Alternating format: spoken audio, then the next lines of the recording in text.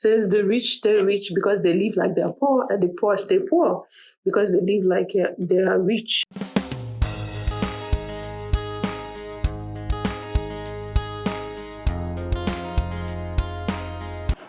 Hi everyone, my name is Foluke Olufehinti, and thank you. I'm so grateful you're here today.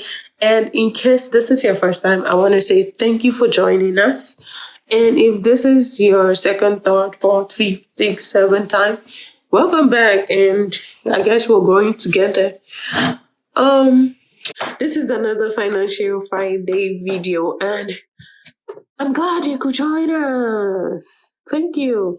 So the last time I spoke about savings and said something about living within your means, and someone actually contacted me and said, "What about people with low socioeconomic status?"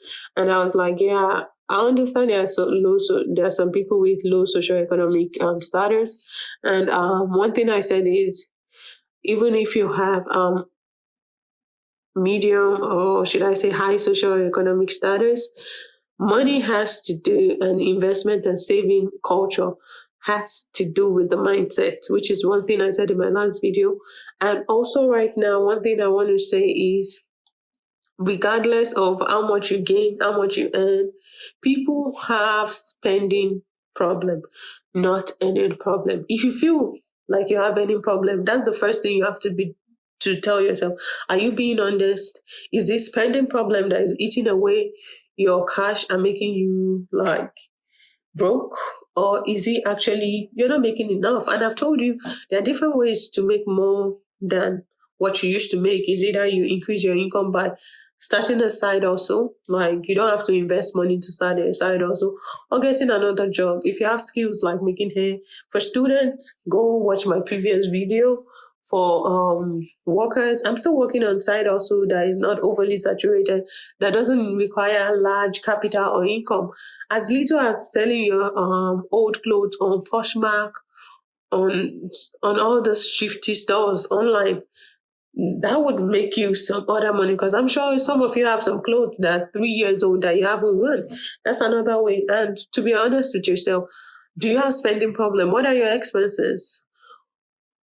Truly, in America, in Nigeria, most people spend more money on rent. And if you have a 5-bedroom apartment and you're still broke, then we need to talk about it. You're married, you don't have kids, but you're still broke. We need to talk about that. So rent some of your room out to other people, or do all the service that rents room out to people when they're visiting town. Over here, they have Airbnb. In Nigeria, you can start that up. You can start that as a side also. You can start an app that would give people room to stay instead of them going to an expensive hotel, like stuff like that. So your cars, you can do Lyft, you can do Uber, you can do Taxify, you can do Turo. Turo is an app where you can loan out your car, rent out your car for people days on your term or your standard, and you make extra cash. To be honest with you, the best way to live within your income is to live within your means. The best way to live within your means is to increase your income, and I've said that, and to reduce your expenses. Create a budget and stick to it. I just felt like I should come here and clear the air. Move back home, live with family. There's no shame. There's a program called HUD in the United States, housing something for people with low social economic status. You can apply for it, and if you qualify, they only take 30% of your income, no matter how much you earn, for housing. So at least don't look at it like, oh my God, I'm going to live in the project or something. Look at it as, I have a place to lay my head till I'm financially buoyant and I can stand on my 2 feet to go make more money. So that's how I say it. There's no fear in asking for help when you actually need it. I've been in that condition where I was broke to stupor, and now I'm not broke and I'm not financially independent yet.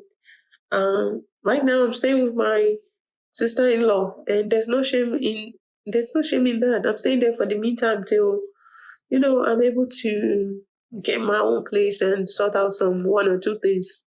So that's what I'm saying. Always ask for help when you need. And one thing I want to leave you with is the saying that I heard from someone says the rich stay rich because they live like they're poor, and the poor stay poor because they live like they are rich. So are you that person that is if I give you $10,000 right now, the first thing you want to do is spend 5,000 on a car or 7,000 on a car so that people can know you have this car, forgetting that this same car will need maintenance in the near future. The same car would need servicing every 3 months, but you don't plan ahead. That's what I'm trying to say. Like, you gotta see ahead, plan for the future. Even though we want to live in the now, don't let's get lost in the now that will forget the future. Because at the end of the day, the future holds.